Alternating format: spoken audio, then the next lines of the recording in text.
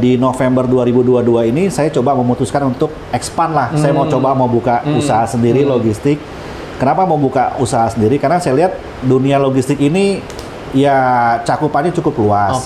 Lalu memang juga prospek bisnisnya juga untuk jangka panjang juga cukup baik. 5-10 tahun lagi jangka panjangnya adalah pertama saya ingin memiliki unit yang banyak lah. Itu udah pasti tentu lah ya. Target kita sih ya syukur-syukur bisa seperti perusahaan-perusahaan banyak lah, ratusan unit lah. Itu targetnya. Lalu yang kedua adalah one stop service-nya juga. Kita juga pengen punya tempat sendiri, bengkel sendiri, tempat ganti ban sendiri. Jadi semuanya kita pengen one stop service lah.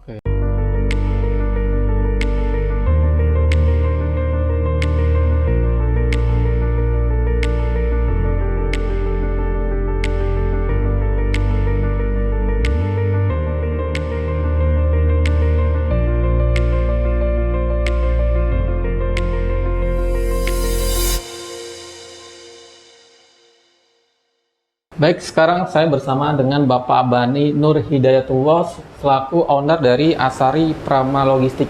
Ya, betul. Ya, terima kasih Pak Bani sudah menerima Terasgo di kantor dari APL nih Pak. Baik, terima kassi juga Pak Abdul sudah berkenan datang ke kantor kami. Pak, menarik terkait profil dari APL ini kan kita ketahui kan berdiri sekitar 2022 Pak ya. Betul. Mungkin bisa ceritakan historinya Pak. Oke, jadi berdirinya Asari Prama Logistik ini sebetulnya adalah salah satu keinginan saya. Karena sebelumnya ini saya sudah ya hampir sekitar 11-12 tahun saya kerja di perusahaan logistik juga. 12 tahun? 12 tahun saya berusaha di logistik juga yang sudah, ya saya sudah banyak bantu berkembang lah. Akhirnya di November 2022 ini saya coba memutuskan untuk expand lah. Saya mau coba buka usaha sendiri logistik. Kenapa mau buka usaha sendiri? Karena saya lihat dunia logistik ini ya cakupannya cukup luas. Lalu memang juga prospek bisnisnya juga untuk jangka panjang juga cukup baik. Karena logistik ini kan di mana ada pergerakan orang, di mana ada orang pasti ada kebutuhan logistik. Jadi pasti akan ada perputaran dari satu daerah ke daerah lain, lalu daerah-daerah lain juga ke daerah lain juga. Nah di situ akhirnya di November 2022 itu saya coba buka lah Asari Prama Logistik. Awal berdirinya itu di Desember tanggal 26. Nah, kita coba expand waktu itu, bikin segala macam izinnya, termasuk CUJPT-nya juga kita bikin semuanya. Akhirnya juga sertifikat halal juga sudah kita penuhi. Nah, berjalan sampai dengan sekarang Asari Prama Logistik itu dari awalnya adalah kita punya 3 unit, sekarang ini kita sudah mau hampir 50 unit armada. Berarti Pak Bani ini secara karir itu perjalanan karirnya memang 12 tahun tadi Pak ya? Betul, 12 tahun di dunia logistik. Dulunya kita di perusahaan, salah satu perusahaan terbesar lah sekarang lah di Jakarta. Akhirnya saya coba expand, saya bikin sendiri lah. Ya udahlah, akhirnya lahirlah Asari Prama Logistik. Selama 12 tahun kenapa baru terpikir memutuskan untuk mendirikan sendiri nih Pak? Kenapa baru terpikir? Jadi 12 tahun ini saya lihat ini kok dunia logistik ini kok pertumbuhannya signifikan sekali. Ya kan, di waktu saya masih bergabung dengan perusahaan saya yang lama itu 12 tahun itu pertumbuhan bisnisnya cepat.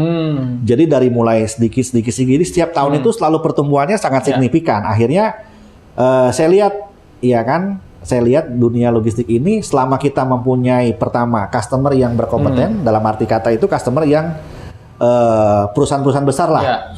Selama kita punya customer besar, lalu kita punya tim SDM-nya yang bagus, disupport oleh supir-supirnya juga tim operasional yang bagus, saya rasa mungkin logistik ini kita kelola dengan baik, pasti bisa berkembang. Karena saya lihat flashback-nya seperti ekspedisi-ekspedisi atau perusahaan logistik yang lama, itu seperti, ya kita boleh sebut salah satunya adalah Dinoyo juga kan, itu kan lama juga, ya kan, sampai sekarang pun juga mereka masih bisa expand lah, ya kan. Jadi saya rasa dunia logistik ini kalau untuk bisnis oke lah. Dan menariknya lagi ini kan memulai di November 2022 Pak ya? Iya, betul. Itu di mana pasca COVID pandemi. Betul, pasca COVID pandemi. Apa yang terjadi ketika itu Pak? Kenapa terpikir mungkin beberapa industri kan masih belum bangkit gitu ya? Iya. Kenapa setelah COVID itu saya coba untuk expand? Karena pertama saya mempunyai rekanan partner bisnis itu yang walaupun kondisinya COVID, tapi bisnisnya masih berjalan Oh, oke. dan masih bertahan. Oke. Memang waktu itu kita berjalan itu customer kita nggak banyak. Jadi customer kita nggak banyak, kita hanya support yang ibaratnya kita betul-betul berkomitmen dan mereka juga mau support dengan kita. Memang nggak banyak waktu itu kan, karena posisinya lebih banyak ke e-commerce waktu itu. Oh, oke. Di awal e-commerce, Pak? Di awal itu saya nggak ke e-commerce, saya ke FMCG. FMCG, karena e-commerce itu agak sulit lah untuk masuk ke sana langsung kan. Akhirnya saya coba ke FMCG, sedikit-sedikit saya buka, akhirnya jalannya adalah dan bisa berjalan dengan sampai saat ini. Oke, itu dimulai di berapa unit Pak awal Pak? Awal itu Desember kita ada pembelian unit 3 unit. Oke. 3 wingbox kita beli, 3 wingbox, 3 unit wingbox.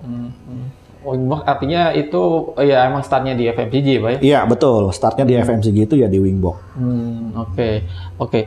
Ini tahun keempat Pak ya, tentu ada milestone atau capaian-capaian tertentu yang sudah diraih oleh APL. Betul, jadi untuk pencapaian itu awalnya berdiri kita 3 unit. Lalu menjelang di 2023 itu karena permintaan dan kepercayaan customer kita juga banyak, akhirnya kita coba expand dengan penambahan unit. 2023 itu kita ada penambahan sekitar beberapa unit untuk bantu customer-customer kita yang memang sudah gabung di awal lah ya sama mereka ya. Gabung di awal, akhirnya begitu saya lihat trust bisnisnya juga bagus, perkembangannya juga bagus, lalu di akhir 2024 itu saya coba bangun sistem. Jadi Asari Prama Logistik ini kita sudah punya sistem TMS, Transport Management System. Di situ itu semua transaksi, semua customer, semua permintaan, semua PO itu saya buatkan sistem. Iya, kenapa? Supaya kita itu bisa evaluasi. Jadi kita evaluasi itu dalam 1 tahun itu 2 semester. Semester pertama dan semester kedua. Nah, begitu saya lihat expand-nya bagus, juga pertumbuhannya bisnisnya bagus, ya udah kita coba expand lagi. Kita coba expand, kita coba kembangkan lagi, dan sampai saat ini pun juga banyak customer-customer kita yang belum bisa kita pegang. Walaupun permintaannya banyak, ya contoh kayak Sayap Mas. Sayap Mas ini sebetulnya kontraknya udah ready dengan kita. Cuman karena unitnya kita masih terbatas, kita masih pengadaan unit baru, ya akhirnya kita sampaikan separahnya belum bisa support. Begitu. Saat ini area layanan bisa sampai kemana Pak? Area layanan saat ini kita paling jauh itu ke Banda Aceh. Banda Aceh untuk Sumateranya, lalu untuk Jawanya kita ke Sumbawa, untuk ke Sumateranya kita Balikpapan, Samarinda. Lalu ke Makassarnya itu ke Sulawesi kita ke Makassar. Makassar itu yang paling jauh. Dan di awal kan informasinya ini masih fokus di Jabotabek Pak. Betul, awalnya di Jabotabek, lalu karena ada permintaan, mereka challenge kita lah. Bisa nggak nih bantu support untuk pengiriman ke Aceh, untuk ini pengiriman kita, ya sudah akhirnya kita coba trial ke sana, berjalan. Gitu. Di luar Jawa dominan memang di Sumatera Pak ya? Kita dominannya di Jawa sama di Mataram. Mataram, lebih dominannya ke sana. Untuk yang timur itu ya? Iya, yang timurnya ke Mataram, yang Sumateranya ke Aceh. Itu biasanya pengirimannya susu float out itu. Ya, float out itu kirimannya ke sana. Tadi disampaikan untuk unit akan sudah mencapai 50 unit Pak ya? Armada Pak ya? Adakah momen tertentu yang membuat akhirnya APL bisa pengadaan lebih banyak unit? Untuk permintaan sebetulnya kita ada permintaan penambahan unit di Indofood. Ya, di itu momen-momen ketika pengadaan ya? Betul, di Indofood itu ada permintaan penambahan unit. Jadi kemarin itu kita ada coba pengajuan unit-unit baru untuk support di sana. Nah, jadi kita ini kan sementara ini mobilnya kan masih pada tua-tua. Iya kan, mobilnya tua-tua. Mobil tua ini jaraknya jauh-jauh sebetulnya. Kita kemarin coba expand untuk mobil baru, ternyata mobil baru ini dari segi lead time, segi maintenance itu lebih cepat. Makanya nanti mobil baru kita ini akan kita menggantikan posisi mobil yang tua-tua, jadi nanti yang tua-tuanya akan support fokus di Jabotabek area aja. Sebagai pemain baru kan tidak mudah untuk mendapat trust dari perusahaan besar semacam Indofood Pak. Betul. Itu caranya gimana Pak dari APL untuk dapatkan kepercayaan itu? Untuk memberikan kepercayaan mereka, pertama adalah kita memang berbasic adalah badan hukum. Kita punya legalitas, ya kan? Kita punya kantor, kita punya armada juga atas nama kita sendiri. Lalu kita juga punya garasi sendiri. Nah itu. Jadi mereka juga trust lah bahwa memang ini bukan perusahaan kaki lima yang nggak tahu di mana kantornya, nggak tahu di mana garasinya, nggak tahu siapa pemiliknya. Begitu awal mulanya di situ. Jadi memang kita big deal-nya dan big dream-nya adalah kita ngejarnya perusahaan-perusahaan yang yang cukup besar lah di Indonesia. Karena saya lihat kalau kita kerjasama dan bergandengan dengan mereka, harusnya sih nggak ada masalah dan kita bisa hidup lah. Atau ada persyaratan tertentu yang misalnya seperti halal logistik yang kalau untuk di perusahaan seperti Indofood ya yang dia memang sudah besar itu wajib sih. Kewajibannya adalah mempunyai sertifikat halal, mempunyai kendaraan atas nama kita sendiri langsung karena mereka audit. Mereka audit, mereka akan cek betul nggak nih armadanya ada atas nama kita bukan atau mobil mitra bukan. Gitu. Itu bagian dari nilai lebih dari APL Pak ya? Betul. Memang kita nggak gandeng vendor sih. APL ini nggak pernah gandeng vendor untuk bermitra dengan kita karena kita maunya ya udah sesuai dengan kemampuan kita, kita support. Selebihnya ya kita sampaikan, mohon maaf kita belum bisa support. Gitu.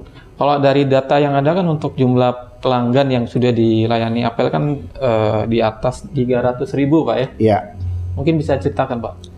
Iya, sebetulnya customer yang lama itu adalah customer dari tempat perusahaan sebelum saya bekerja. Ya kan, kebetulan juga saya punya relasi banyak lah untuk di customer logistik ini ya. Permintaannya juga pun cukup signifikan banyak. Cuman karena kami mempunyai keterbatasan ya armada, akhirnya juga saya open mereka. Saya bilang saya belum bisa support full. Paling saya sifatnya sifatnya on the spot aja. Begitu armada saya ready di sini, saya akan support. Tapi kalau memang nggak bisa, ya memang nggak bisa. Tapi kalau kamu mau dedicate dengan kita, mau kontrak, mungkin saya akan coba perhitungkan begitu, ya kan? Kan coba perhitungkan. Kayak di Indofood kan dia mintanya dedicate. Jadi setiap hari harus ada unit di sana untuk pengiriman Jabotabek. 300.000 konteksnya perusahaan atau trip? Ada sebagian besar 60% perusahaan, sebagian 3PL. Oh, 3PL. Iya, 3PL. 3PL. Oke. Kalau gambaran tripnya tiap hari, tiap minggu, tiap bulan seperti apa dengan jumlah unit? Tiap hari itu kita ada pengiriman ke Mataram. Setiap sore itu jam 4 kita wajib 1 unit ke Mataram, muat dari Cikarang. Lalu kalau untuk di Kerawangnya itu, di Indofood itu per hari wajib mobil kita muat di sana support. Lalu untuk dari yang Cikarangnya itu ke Medan, itu biasanya seminggu 2 kali. Seminggu 2 kali. Lalu untuk kiriman ke Lampung, Palembang, nah itu juga seminggu 3 kali. Nanti rata-rata dalam sehari berapa trip Pak? Satu hari itu rata-rata 8 trip. 8 trip satu hari. Saat ini 8 trip dengan jumlah armada. Dan bisa berkembang lagi dengan nantinya. Harusnya lebih. Karena saya udah coba breakdown, saya tarik datanya, ternyata itu kita tiap hari itu masih loss 12 sampai 15 armada per hari. Yang nggak bisa ke support. Gitu. Artinya secara utilisasi armadanya di atas 50% Pak tentunya. Iya, betul, di atas 50%. Nah, cuman karena keterbatasan unit tadi itu, ya saya sampaikan ke customer bahwa kita terbatas unitnya. Mereka mau nunggu unit kita atau mereka mau lempar ke vendor, saya kembalikan kepada customernya. Bisa jelaskan jenis-jenis armadanya Pak? Armadanya yang terbesar itu di Asari Pramoga Logistik adalah Wingbox. Wingbox itu mendominasi jumlah unit. Yang kedua itu Fuso. Fuso itu nggak terlalu banyak. Lalu yang ketiga itu CDD Long. Jadi kita hanya punya segmen itu 3 unit. Tapi yang paling banyak komposisinya adalah Wingbox.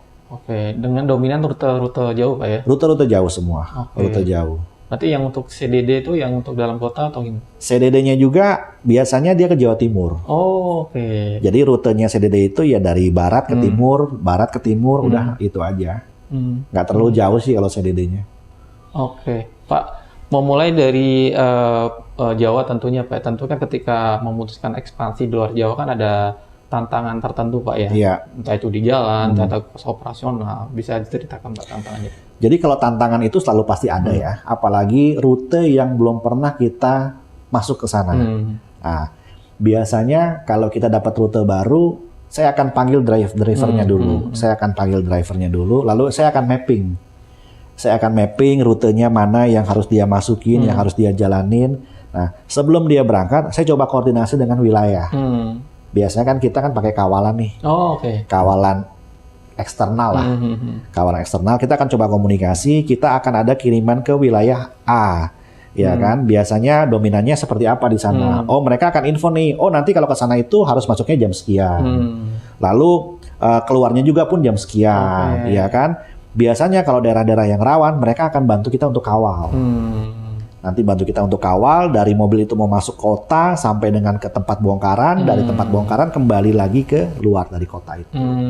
Seperti itu biasanya kita. Oh, sudah ada manajemen risikonya ya? Sudah ada manajemen risikonya. Kebetulan di perusahaan yang sebelumnya pun saya juga mengurusi itu sebetulnya. Oke, dan itu juga sekaligus menghitung cost-nya ya Pak ya? Betul, kita hitung cost-nya. Kita hitung cost-nya, biayanya apa saja. Lalu kalau memang itu rutenya baru, kita sampaikan ke customer. Customer ini untuk ke sana akan ada biaya ini. Kamu setuju nggak nih, ya kan? Kalau kamu setuju, oke. Tapi kalau kamu nggak setuju, ya nanti kita to be discuss aja. Gitu. Artinya di luar Pulau Jawa ini variable cost-nya semakin banyak, Pak ya? Kalau di luar Jawa itu, terutama di Sumatera ya. Sumatera itu dari mulai Lampung sampai Banda Aceh itu sangat luar biasa variable cost-nya. Sangat luar biasa. Bahkan nggak semua supir berani ke sana. Supir kami itu yang biasa main di Jawa, itu kalau ke Sumatera nyerah dia. Saya nggak berani, Pak. Takut. Saya lebih baik mundur aja lah. Tapi kalau Bapak paksakan, saya nggak berani. Tapi kalau supir Sumatera ditaruh di Jawa, dia nggak mau. Nggak mau. Dia maunya ke Sumatera lagi. Jadi memang masing-masing wilayah itu ya kayak kita hobinya ya makan bakso makan bakso aja, hobinya ya udah. Akhirnya memang kita plot. Unit ini untuk ke Sumatera, ini untuk ke Jawa kita plot. Gitu jadinya. Walaupun hari ini sudah ada Trans Sumatera, tetap saja Pak ya? Sama aja. Sama aja Pak. Sama. Trans Sumatera itu kan adanya hanya di lintas timur. Begitu kita masuknya ke lintas tengah, nggak ada. Lintas tengah itu seperti ke daerah Bengkulu, ya kan, ke daerah Padang. Nah, itu nggak ada itu. Bengkulu itu paling rawan itu, Bengkulu. Lalu di daerah Lampung itu masuknya juga ke daerah Waikanan. Itu luar biasa itu. Itu dia berani nahan mobil di sana. Dia lihat mobilnya polosan nih, ditahan sama dia. Sampai ke kriminal berarti Pak? Sampai ke kriminal. Kita pernah mobilnya ditahan. Ditahan sama mereka minta uang waktu itu nilainya besar, sekitar 2 juta lebih lah. Dia bilang alasannya untuk kawalan ini ya. Kita kan nggak punya budget kos ke sana. Akhirnya kita coba kontak. Kebetulan kita ada rumah makan. Jadi di sana itu kalau di wilayah Sumatera itu kawalannya adalah rumah makan. Jadi supir itu saya selalu arahkan untuk selalu mampir di rumah makan. Kenapa? Karena rumah makan itu dia sudah backup dengan kawalan. Jadi begitu kita ada problem di wilayah, kita tinggal kontak rumah makan, nanti rumah makan yang akan koordinasi dengan pihak sana. Jadi kalau lihat mobil-mobil Sumatera itu ada kodenya itu kode rumah makan sebetulnya. Kode yang rumah ada kode-kode di belakang Pak ya? Betul. Kalau dulu itu kan zamannya tahun sekitar 2000-an itu kan yang terkenal kan Gajah Oling ya. Itu kan kawalan juga tuh. Sekarang kan udah nggak ada. Nah sekarang tuh beralihnya ke rumah makan. Kenapa? Karena kalau mereka bikin kawalan, mereka takut. Jatuhnya kan nanti sepertinya organisasi kan. Tapi kalau rumah makan itu syaratnya adalah kamu makan di sini. Udah setiap perjalanan ada apa kita bantu. Gitu. Itu hanya case di Sumatera Pak ya? Sumatera. Di Kalimantan? Nggak ada. Daerah lain nggak ada. Hanya di Sumatera aja. Mau nggak mau tetap kompromi atau gimana Pak kalau di Sumatera? Kalau di Sumatera ini karena kita sudah punya tempat pos masing-masing, jadi kita udah nggak pernah ada problem. Nggak ada problem. Jadi supir udah tahu nih nanti kalau ke Palembang ke sini, kalau ke Jambi ke sini, ke Pekanbaru ke sini, kalau di Labuan Batu ke sini, Sumatera ke sini, kalau di Padang ke sini, kalau di Bengkulu ke sini. Nah yang agak susah di Bengkulu sebetulnya. Bengkulu itu saya udah mulai ngurangin kiriman ke sana. Kenapa? Karena pertama kawalannya banyak. Lalu yang kedua solarnya susah. Di sana itu mobil daerah nggak boleh isi solar di sana. Jadi pom bensin sana itu nolak untuk pengisian solar di sana. Karena mobilnya mobil daerah. Jadi kalau kita ke sana mau nggak mau kita harus punya stok jerigennya banyak. Dan itu lebih riskan sebetulnya. Akhirnya kita ngurangin untuk kiriman ke Bengkulu. Agak susah di Bengkulu itu. Berarti nomor 2 adalah ketersediaan BBM Pak ya kalau di Pulau Jawa ya? Ketersediaan BBM. Jadi di Sumatera itu BBM itu sangat barang langka, itu lebih dari emas. Di sana itu kalau BBM itu ngantri 2 hari. 2 hari kita harus antri BBM, tapi anehnya lagi adalah di depan pom bensin itu jual solar. Di depan pom bensin itu jual solar. Jadi kalau kita nggak mau ngantri, kita beli di dia 10.000 per liter. Dengan harga 2 kali Pak? Harga 10.000 per liter. Jadi kalau posisi kita barang urgent ya mau nggak mau ya kita harus beli. Kita beli untuk ngejar waktu. Nah tapi biasanya supir-supir kita itu dia akan menuhin solar itu di Serang. Jadi sebelum dia nyebrang ke Lampung itu dia udah punya stok solar. Di tangki dia full, dia punya stok jerigen juga aman supaya perjalanannya itu sampai ke Palembang. Palembang nanti di Jambi itu lebih susah lagi. Nanti ada lagi di Pekanbaru. Jadi supir yang udah biasa ke sana, dia akan stok itu di Serang, di Merak dia stok sampai dia selamat nyampe di Palembang. Nah, dari Palembang dia akan isi dari jerigen. Sama dia isi lagi stok solarnya dia. Nanti baru dia aman lagi di Pekanbaru. Kalau di Sumatera aman, nggak ada isu solar. Isu solar itu adalah di Jambi. Jambi dan Lampung itu isu solar susah. Jadi mesti antri, betul-betul antri. Pusing juga Pak ya, rute-rute Sumatera ini Pak ya? Untuk awal-awal kita buka jalur ke sana pusing. Sampai 2-3 hari kita nunggu di sana. Tapi kita setelah tahu ritmenya, akhirnya kita pasang double tangki ya. Double tangki kita pasang, lalu ditambah lagi stok solar. Karena kalau nggak begitu, kita nggak bisa ngejar waktu. Dan biasanya supir-supir kita ini udah punya koordinasi dengan POM sekitar. Nanti biasanya dia kalau mengisi dia info, solar ada nggak Bang? Ada Bang, masuk jam sekian, masuk dia. Kalau supir-supir yang nggak paham daerah sana kan nggak ngerti. Iya kan, dia lugu, polos, ya udah nungguin aja dia. Sebenarnya ini kan bukan isu lama Pak ya, pemerintah atau aparat pun sebenarnya tahu kan kondisinya. Sebetulnya pemerintah pun juga tahu, ya kan. Makanya saya pernah coba diskusi juga waktu itu, saya sampaikan dengan pihak dealer waktu itu, saya bilang, kamu ini jualan mobil di target. Ya kan, harus jual mobil sekian. Kamu pernah nggak coba ajak diskusi pemerintah?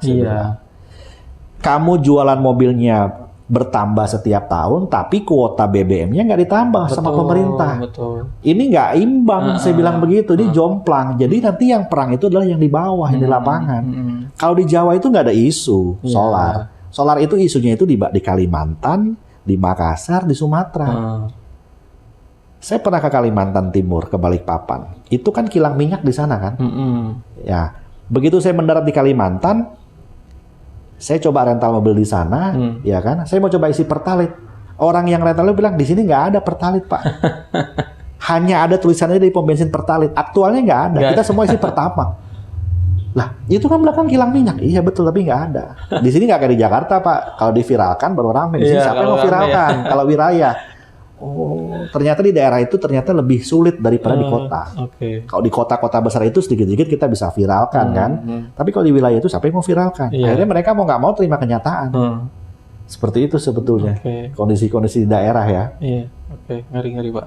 Dari APL ini kan punya 3 layanan Pak ya. Yang pertama pure rental, dedicated unit, dan on call Pak. Bisa jelaskan perbedaannya. Perbedaan dari 3 bisnis yang kita jalankan itu adalah pure rental itu adalah rental lepas kunci. Jadi rental lepas kunci itu kita akan berikan unit itu kepada customer pertama yang sifatnya perusahaan, ya kan, tidak dengan perorangan.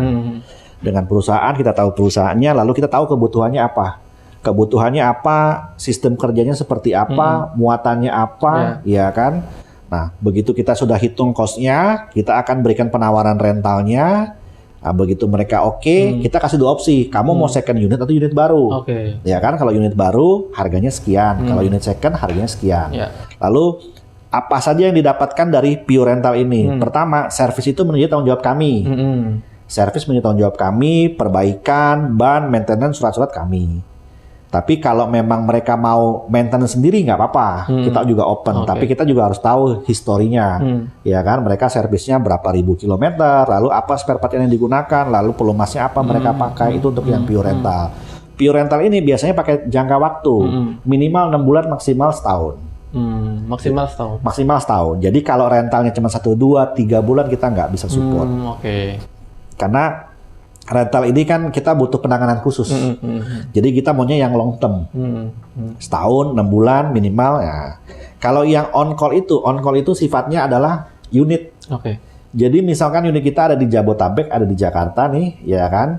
Nah, itu sifatnya mereka selesai bongkar, itu on call. On call itu untuk mengambil DO customer yang sifatnya dadakan. Bukan muatan balik, bukan Pak ya? Bukan. Jadi on call itu sifatnya adalah untuk yang order sifatnya dadakan, on the spot nih. Pak butuh unit, pas unitnya ada di Jakarta, pas unitnya sudah selesai bongkar, kita support. Nah, Kalau dedicate itu unit itu selesai bongkar dia kembali ke tempat itu. Jadi dia misalkan kirim dari Kerawang ke Cirebon. Dari Cirebon dia akan kosong nih, kembali ke tempat itu lagi untuk muat. Itu namanya dedicate. Seperti itu. Apakah secara tarif beda Pak on call dengan ini? Kalau secara tarif otomatis pasti ada perbedaan, ya kan? Yang namanya kita sudah pasti dedicate itu kan pasti, ya kan? Kalau on call itu ya harganya kita biasanya harga oke, sekian. Harganya itu nggak bisa kita buatkan harga tetap karena mereka ordernya juga nggak pasti. Oh, iya, betul. Ordernya mereka nggak pasti. Jadi kalau dedicate udah pasti harganya sekian, ini sekian dan kita dapat mereka memberikan kita garansi muatan. Oke.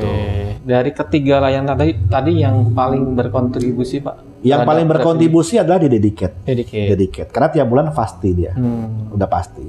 Proporsinya berapa persen Pak dari total revenue Pak? Dedicate itu hampir 63%. 63%. Iya, karena mobil bongkar muat balik, mobil bongkar muat balik, mobil bongkar muat balik. Gitu. Dan supir itu lebih senang sih. Jadi dari 3 bisnis tadi itu, supir yang dedicate itu nggak akan mau dia ke on call. Dan begitu juga sebaliknya, supir yang on call itu nggak akan mau ke dedicate. Karena habitnya berbeda. Habitnya berbeda. Dari yang dedicated itu yang sisanya apakah akan diperbesar Pak untuk layanan Pak? Kalau yang akan saya perbesar ke depan yang dedicate. Karena lebih pasti. Kalau on call itu kadang-kadang kita suka loss. Lossnya itu begitu mobil kita sudah bongkar ternyata ordernya nggak ada. Kita nunggu dulu nih 1 hari nanti baru dapat order. Tidak ada kepastian Pak ya? Tidak ada kepastian. Tapi kalau dedicate itu udah pasti bongkar langsung dapat DO-nya. Bongkar langsung dapat DO-nya. Artinya untuk tahunnya akan kemungkinan untuk pengadaan baru Pak ya? Tahun ini insya Allah kita akan ada pengadaan baru. Jadi itu nanti rencananya untuk di dedicate unit semua. Pak, dalam tadi yang disampaikan Pak Bandi kan sudah menggunakan sistem monitoring armada Pak ya, GPS tracking dan mungkin sampai ke penggunaan kamera di kabin nih Pak. Betul. Kami pakai dashcam di unit-unit baru ya. Jadi dashcam kami ini adalah memonitor driver. Jadi kita pakai dashcam itu dia ada 2 sisi. Satu ke driver, satunya lagi ke jalan. Nah, dashcam yang kita pakai ini kita batasi pertama adalah kecepatan. Lalu yang kedua adalah rokok sama seatbelt. Nah, lalu kita pakai fasilitas yang keempat. Jadi kalau si supir ini ngantuk itu langsung nyala dia. Langsung nyala peringatannya. Jadi kalau dia merokok pun dalam kabin itu si dashcam akan ngomong terus, akan bicara sampai si supir itu nggak berhenti merokok dan seatbelt. Itu penggunaan itu Pak, apakah emang request dari customer Pak? Nggak ada request dari customer sebetulnya. Itu adalah pengembangan dari kita sendiri. Pertama apa? Kita lebih gampang memonitor unit. Karena supir ini kadang-kadang mobil batangannya dioper ke temennya. Jadi misalkan ada pengiriman dari Jakarta ke Surabaya yang bawa si A, ternyata si A itu turun dia, diserap ke temannya si B, ya kan? Sedangkan kita si A komunikasi aja dengan kita. Nah, kenapa saya pasang dashcam adalah fungsinya untuk menjaga muatan customer. Jadi apabila kita lihat dari dashcam ini, ini bukan supir kita nih, kita langsung lakukan eksekusi. Langsung eksekusi kita. Itu umum terjadi Pak ya, ketika belum ada kamera. Dulu sebelum kita pasang dashcam sering terjadi di kita. Bahkan di tempat-tempat teman-teman kami yang perusahaan yang sama pun juga sama. Karena itu problem sebetulnya. Problem. Jadi dia itu jual jasa ke temennya lah. Bro, ini ke Surabaya nih. Dia terima uang jalan dari kantor kan. Dia potong 500.000. Udah lo bawa mobil gua tuh ke sana. Dia udah terima uang di depan. Iya kan? Banyak dulu kita ngalamin begitu. Lalu setelah kita pasang dashcam, yang begitu-begitu tuh mundur sendiri supirnya, keluar. Ya mereka berasumsi bahwa, wah ini si bos nggak percaya dengan kita, nggak percaya. Kita kan menjaga komitmen customer. Jadi customer tahu di mana posisinya, siapa yang bawa mobilnya, bagaimana tipikal bawa kendaraannya, seperti itu. Lebih ke soal tanggung jawab Pak ya? Betul, lebih ke tanggung jawab. Karena driver itu kadang-kadang suka nakal, suka bawa perempuan ke mobil. Suka bawa perempuan. Nggak mau termonitor kalau udah ada kamera. Dulu kita sering dapat laporan, Pak, si A bawa mobil tuh, bawa perempuan tuh ke Palembang, ke Pekanbaru, iya kan? Ya, namanya hasrat di jalan kan. Mobil kita dipakai buat begitu kan, kita juga nggak mau lah. Akhirnya begitu kita pasang dashcam yang begitu-begitu udah. Karena karakternya driver itu mau kita nasehatin seperti apapun, janji surga, mereka cuma masuk kanan keluar kiri udah. Begitu di jalan mereka lepas. Begitu kita pasang dashcam memang tidak merubah tabiat ya, tapi minimal kita bisa mengamankan. Kan yang diamankan adalah barang dan unit. Itu. Arya, untuk rekrutmen driver sekarang lebih ketat atau gimana, Bang? Rekrutmen driver sekarang itu yang saya jalankan adalah kandidat. Referensi. Jadi kalau tidak ada referensi kita nggak berani. Kita nggak berani. Berarti Pak Bani sudah pegang datanya dulu nih gitu ya? Kita punya bank supir lah ibaratnya. Kita punya bank supir, kita punya driver. Ya yang kita sudah tahu segala macam karakternya, kita kenal keluarganya, tahu wilayahnya, tahu tinggal di mana. Gitu. Sejauh mana kalau Apel men-tracking drivernya, Pak? Biasanya kalau untuk rekrut driver saya langsung terjun. Saya terjun langsung. Saya komunikasi dengan driver. Kenapa? Karena jawaban dia itu saya bisa tarik. Apakah ini dia bohong atau tidak, saya bisa tarik. Saya bisa tanya, kenapa kamu keluar dari perusahaan yang lama? Alasannya apa? Ini. Pertanyaan saya akan lebih tajam ke berapa uang jalan di perusahaan yang lama yang kamu dari kota A ke kota B. Kan kita punya patokan nih. Saya punya patokan perusahaan saya. Kalau dia bilang uang jalannya dia di bawah saya, udah pasti dia akan saya tolak. Saya akan sampaikan kamu nggak cocok kerja di sini. Kenapa? Karena di perusahaan kamu lebih besar uang jalan yang kamu terima dibanding perusahaan saya. Kalau dia beralibi, nanti saya akan coba daripada bikin pusing, mendingan saya langsung putusin di depan. Sebenarnya itu aja sih. Kita akan tahu nih kamu berapa lama kerja, berapa uang jalannya, berapa yang kamu terima upah dari sini. Kan kita perusahaan masing-masing punya standar kan. Kalau dia sebut di bawah kita, udah nggak akan lama. Berarti kalau dia bukan referensi, berarti dia punya tujuan jelek nih. Apa jangan-jangan dia mau ngelamar di kita, dia tahu kita punya muatan ini. Karena kan biasanya supir itu kalau di tempat bongkaran ngobrol. Perusahaannya apa, Bang? Muatannya apa? Kalau supir-supir yang bajingan, yang pemain, dia akan cari nih. Asari Prama Logistik, muatannya minyak kita nih. Gue mau ngelamar ke sana Iya kan? Niatnya udah niat jahat ya? Betul. Gue mau ngelamar ke sana nih tanpa referensi, datanglah ke kantor kita mau ngelamar bawa berkas segala macam kan.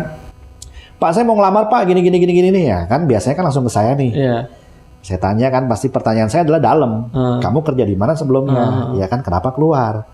Lalu berapa uang jalan dari kota A ke kota B? Ya kan, kalau dia sebut begini, wah saya ini udah nggak benar ini. Langsung kayak cut. Gitu.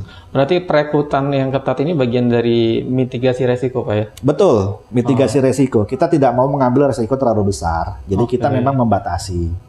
Jadi membatasi itu lebih referensi lah. Oh ini ada referensinya masih saudara, masih sekampung, kenal segala macam. Gitu. Mitigasinya lebih ke takut penggelapan atau yang kehilangan? Ditakutkan adalah pertama penggelapan, kedua kehilangan, lalu pengalaman dia kerja. Karena di dunia logistik transport itu, walaupun perusahaannya bisa cari customernya besar, tapi begitu di jalan itu barang punya supir. Ya kan? Amit-amit dia laka segala macam. Selesai udah kita. Kalau amit-amit laka, di sini ini barang warga itu bukan nolongin, ngambilin barang. Iya, saya pengalaman itu barang saya dijarah. Udah kita dapat musibah laka, barang kita dijarah. Iya kan? Yang punya barang kan nggak mau tahu. Betul. Ya kamu tanggung jawab. Barang saya kan udah muat di mobil kamu, ya kamu tanggung jawab. Nah itulah, makanya saya betul-betul membatasi. Tapi sempat sampai ada penggelapan mungkin? Kalau penggelapan sampai saat ini kita belum pernah. Tapi kalau kecelakaan barangnya dijarah, kita pernah ngalamin. Nah soal untuk mitigasi soal kehilangan, kerusakan barang gitu, kan biasanya kan juga ada semacam backup atau semacam asuransi itu dilakukan? Kalau untuk asuransi itu tidak semua customer itu ada asuransi. Jadi ada beberapa customer kayak model 3PL itu kan nggak ada asuransinya. Jadi betul-betul asuransinya menjadi tanggung jawab kita sendiri. Cuman kan kalau kita tambahkan biaya asuransi mereka nggak akan mau. Jadi kita betul-betul selalu sampaikan pokoknya kita akan maksimalkan, amit-amit terjadi apa, kita akan maksimalkan. Tapi kalau untuk itu biasanya kita to be discuss. Tapi kalau ada asuransinya biasanya yang sifatnya hijack asuransi nggak akan cover. Contoh, Mobil kita, driver kita melakukan penggelapan barang, barang dijual nih. Nah, mereka ada asuransi, tapi kalau yang namanya hijack, penggelapan itu nggak bisa. Asuransi ini hanya meng-cover apabila terjadi laka, pencurian. Pencurian itu bukan pencurian dari kita ya, pencurian dari luar. Nah, itu asuransi cover. Oke. Untuk pelaku tracking di FMCG kan banyak Pak ya. Tentu kan juga APL ini kan juga pemain baru kan dengan 4 tahun terakhir ini. Cara APL bisa bersaing Pak dengan mungkin barangkali sudah ada perang harga itu gimana Pak? Kalau untuk harga, otomatis pasti akan terjadi peperangan harga, ya kan? Yang kami berikan adalah pertama servis, keamanan barang, lalu posisi unit perjalanan, selalu kami update ke customer dari mulai proses loading itu proses muat, kita akan berikan dokumentasi proses muat, lalu selesai muat, kita dokumentasi, lalu segel box kita dokumentasi. Proses perjalanan pun kita update. Mobil ada di sini, posisinya ada di sini. Itu sesuai dengan permintaan customer. Bapak mau berapa jam update atau mau seperti apa? Ada yang customer minta posisi link GPS-nya selama perjalanan pun ada. Kita berikan semuanya ke mereka. Mereka punya akses langsung atau gimana? Kita berikan akses langsung. Misalkan Pak, saya minta karena Pak, tolong ya Pak, muatan saya ini riskan. Saya minta link GPS-nya selama perjalanan dari kota A ke kota B. Kita berikan link GPS-nya dan kita juga bantu monitoring. Berarti mereka bisa akses juga kondisi kabin atau gimana? Mereka bisa akses kondisi posisi dashcam, mereka bisa akses. Iya, tapi kan mereka kita berikan pasport yang sifatnya sementara. Ya kan, GPS juga kami berikan yang sifatnya sementara. Selesai pengiriman mereka udah selesai, nggak dapat aksesnya lagi, kita putus. Begitu. Jadi kalau untuk harga ya kompetitif lah ya, tapi kita punya servisnya di luar itulah. Dengan APL sudah menggunakan teknologi GPS, terus menggunakan standar safety yang ketat gitu Pak. Tentu kan itu cost Pak ya. Betul. Cara APL menyeimbangkan itu biar tetap tarifnya tetap terjangkau mungkin di... Biasanya kita negosiasinya itu contoh kayak ke dashcam, kita cari beberapa vendor, kita bidding nih. Ya kan, biasanya kan kalau kontraknya lama dengan beberapa vendor kan kita dapatkan harga best price. Misalkan kita kontrak dengan salah satu perusahaan dashcam, ya kan, harganya dengan kapasitas jumlah unit sekian. Kalau kontraknya 6 bulan sekian, setahun sekian. Biasanya kita long term di kontraknya. Nah, dari situ nanti kita hitung tuh cost budgetnya berapa. Setelah kita hitung semuanya, nanti masuklah ke ke target unit. Jadi semua biaya itu digabungkan menjadi target, offset. Jadi masing-masing unit itu di kita itu ada PIC-nya. Mobilnya 5 nih, PIC-nya si A. Mereka punya target. Targetnya adalah per bulan harus tembus offsetnya sekian. Kalau mereka nggak tembus, otomatis ya sudah, mereka nggak dapat apa-apa. Atau karena memang customer dari APL ini memang perusahaan besar yang memang concern di safety mau nggak mau memang harus dipenuhi Pak untuk GPS safety. Harus wajib sih, rata-rata sekarang GPS sudah bukan hal umum ya. Orang semua rata-rata pasti pengen, Pak ada GPS-nya nggak Pak, ini nggak Pak, segala macam. Dan kan memang nggak semua transporter pasang dashcam. Kenapa? Karena cost-nya tinggi dashcam itu. Harga dashcam-nya mahal, lalu juga biaya bulanannya juga lumayan kan, per unit itu juga lumayan. Pak, melihat di 2025 Pak yang lalu untuk kondisi tracking sendiri khususnya di segmen FMCG gimana Pak review dari APL Pak? Kalau untuk di 2025 kemarin itu saya lihat pertumbuhan bisnisnya itu meningkat setelah menjelang semester kedua. Setelah semester kedua itu sudah lumayan loh, ekonomi juga berjalan, apalagi waktu itu kan ada program MBG ya. MBG itu segmennya di bawah itu lumayan bagus. Lumayan bagus karena kan mereka ada pembelian kepada kayak pedagang-pedagang kecil ya kan, yang sifatnya kan itu kan cash semua. Jadi permintaan pun juga ditambah lagi juga dengan susu kan. MBG itu kan ada susunya juga, Ya udah akhirnya saya lihat bagus sih pertumbuhan segmennya. Kita itu di atas bulan Juli itu naik omset. Sebelumnya biasa-biasa aja.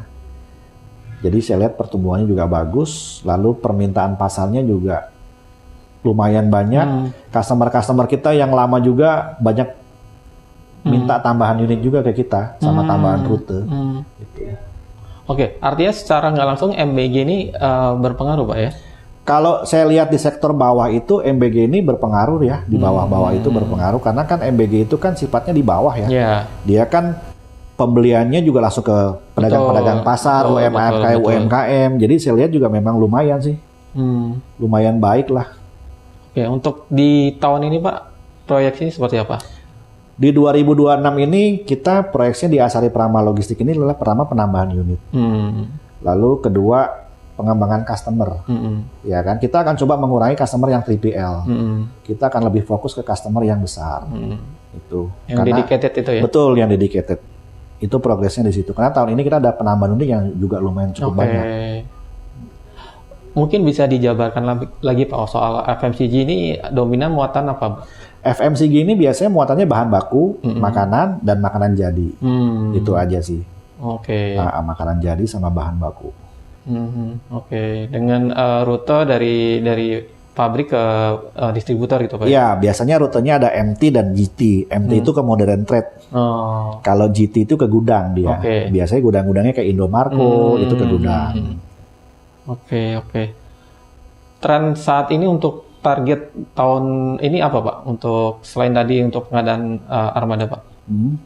Untuk target pertumbuhan bisnisnya? Target pertumbuhan bisnisnya ya saya harus nambah customer. Harus nambah customer yang besar untuk bisa menerima dan nampung armada-armada kami yang nanti akan kita plan. Itu sih sebetulnya proyek-proyeknya. Karena di yang lama juga sebetulnya kita masih punya kuota banyak sebetulnya. Cuman kita belum bisa full lah di sana.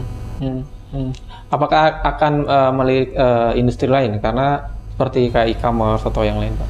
Kalau untuk e-commerce, saya paling sifatnya hanya begitu pas event aja ya. Kalau untuk dedicate, saya tidak terlalu tertarik dengan e-commerce. Paling sifatnya, pas mereka event, ya udah kita support. Mereka event, kita bisa support. Artinya ada permintaan untuk itu? Ada permintaan untuk itu, tapi kita hanya mau supportnya pas event. Kalau nggak event, kita nggak support.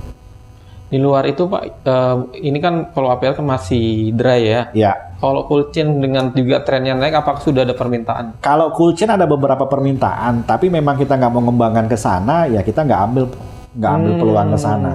Kenapa Pak? Karena terlalu effort kah? Pertama kalau saya lihat itu pemain-pemainnya besar. Dan mereka juga bukan setahun 2 tahun mereka di bidang cold chain kan. Pengembangan saya ke depan itu rencananya kita pengen punyanya Big Mama. Iya, Big Mama. Jadi saya pengen punya wing box yang panjangnya 12 meter. Dia pakai head kepala, nah itu. Karena itu saya lihat untuk gudang ke gudang itu sangat bagus lah ya, karena kan dia bisa muat banyak. Sampai berapa ton Pak kalau untuk head? Itu head bisa sampai 35 ton. 35 ton. Dan itu pemainnya juga belum banyak itu. Pemainnya juga belum terlalu banyak. Targetnya di tahun ini juga? Mudah-mudahan sih di akhir tahun inilah. Di akhir tahun inilah. Karena sudah ada permintaan untuk itu? Sudah ada beberapa permintaan. Kita fokusnya pertama ini mau besarkan untuk unit. Lalu kita mau rapihin juga untuk TMS-nya. Kita mau perapihan juga untuk SDM-nya.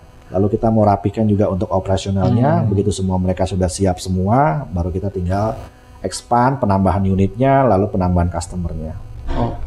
Baik. Untuk target ini sudah mungkin target untuk jangka panjang Pak, untuk 5 sampai 10 tahun ke depan. 5-10 tahun lagi jangka panjangnya adalah pertama saya ingin memiliki unit yang banyak lah. Itu udah pasti tentu lah ya. Target kita sih ya syukur-syukur bisa seperti perusahaan-perusahaan banyak lah, ratusan unit lah. Itu targetnya. Lalu yang kedua adalah one stop service-nya juga, kita juga pengen punya tempat sendiri, bengkel sendiri, tempat ganti ban sendiri, jadi semuanya kita pengen one stop service lah. Yang selama ini kita bagi-bagi ke vendor, ya mungkin 4-5 tahun ke depan saya akan coba untuk kita bikin sendiri aja, seperti itu. Apakah tetap fokus di industri FMCG Pak? Untuk fokus tetap di industri FMCG itu udah pasti. Saya nggak akan beralih ke dunia yang di luar FMCG, enggak. Saya tetap akan fokus di FMCG karena saya lihat di FMCG ini juga ya boleh dikatakan kebutuhannya juga pasti ada. Kebutuhannya pasti ada, kerjaannya pasti ada, muatannya juga pasti ada. Ya kan, tinggal kita bagaimana dari kita sendiri ini mau seperti apa. Apa mau dikembangkan atau mau hanya seperti itu saja atau mau coba yang seperti lain. Kalau dari saya sih tetap saya di FMCG saja. Oke, dengan target nantinya semakin banyak ratusan unit, tentu kan cover area kan semakin expand, Pak. Betul. Sampai ke mana, Pak, nantinya? Saya akan coba nanti untuk mengembangkan di wilayah Kalimantan dan Makassar. Sulawesi dan Iya, Kalimantan. Sulawesi dan Kalimantan saya akan coba kembangkan di sana. Seberapa potensi, Pak, di sana? Kalau nanti IKN-nya berjalan, potensinya saya lihat juga cukup lumayan lah. Karena akan ada distribusi barang di sana. Oke, betul. Akan ada distribusi barang di sana. Oke. Kebetulan saya juga udah pernah ke IKN waktu itu.